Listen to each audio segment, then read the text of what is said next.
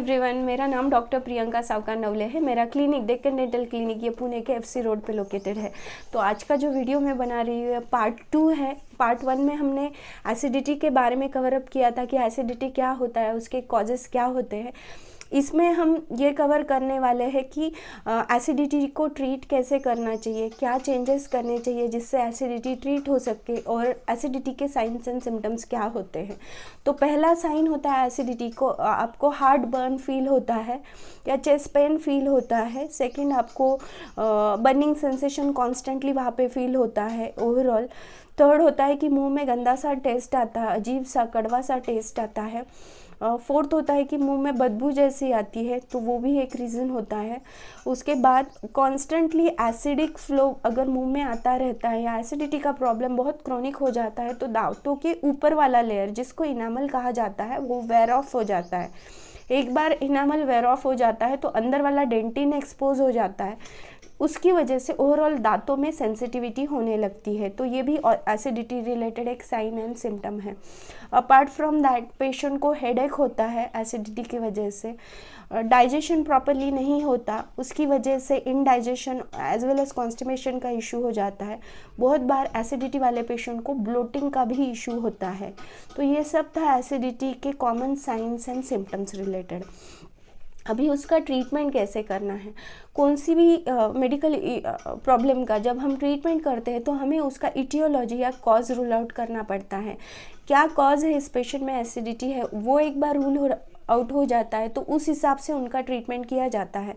Suppose किसी patient में वो बेड रिडन है, उसकी वजह से उनको एसिडिटी हो रहा है, उनका बहुत ज़्यादा मेडिसिन चल रहा है, उसकी वजह से एसिडिटी हो रहा है, या प्रेगनेंसी रिलेटेड होता है कि हार्मोनल इम्बैलेंस हो गया उसकी वजह से एसिडिटी है, या क्रोनिक इन्फेक्शन हो रहा है उसके लिए वो एंटीबायोटिक ले रहे हैं और फिर एसिडिटी हो रहा है। ऐसे सारे प्रॉब्लम्स के लिए एंटासिड्स या प्रोटॉन पंप इनहिबिटर ड्रग्स दिए जाते हैं जिससे कि overall acid production gastric gland से कम हो जाता है और एसिडिटी का प्रॉब्लम रिजॉल्व हो जाता है। पर मैक्सिमम केसेस में लाइफस्टाइल मॉडिफिकेशन और डाइटरी मॉडिफिकेशन रिक्वायर्ड रहते हैं। अभी जब मैं डाइटरी मॉडिफिकेशन की बात कर रही हूँ तो उसमें सीधे सीधे रीजंस है कि आपको स्मॉल मील मल्टीपल टाइम लेने हैं। खाना इतना भी नहीं खाना कि आपका पेट एकदम से भर जाए, बहुत भर जाए। थोड़ा थोड़ा खाना मल्टीपल टाइम्स लेना है ताकि एसिड प्रोडक्शन लिमिट में रहे।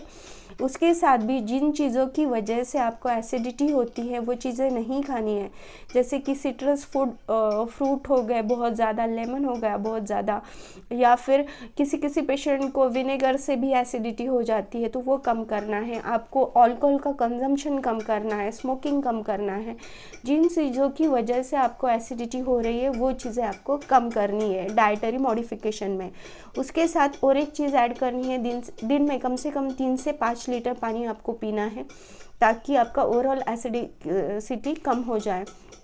उसके साथ आपको लाइफस्टाइल मॉडिफिकेशन करने हैं। उसमें अगर आपका बहुत बैठ के काम होता है तो आपको एक्सरसाइज में एंगेज होना है। अगर आपका वेट ज़्यादा है तो आपको वेट कंट्रोल करना है एक्सरसाइज करके।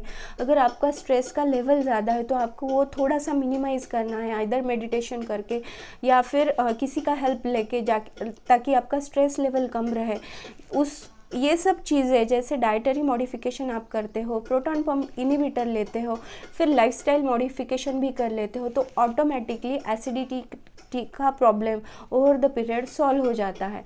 तो ये सब था एसिडिटी रिलेटेड कि कैसे उसके साइंस एंड सिम्टम्स होते हैं और कैसे उसका ट्रीटमेंट किया जाता है उसके related. So do like my channel guys. Bye bye, take care.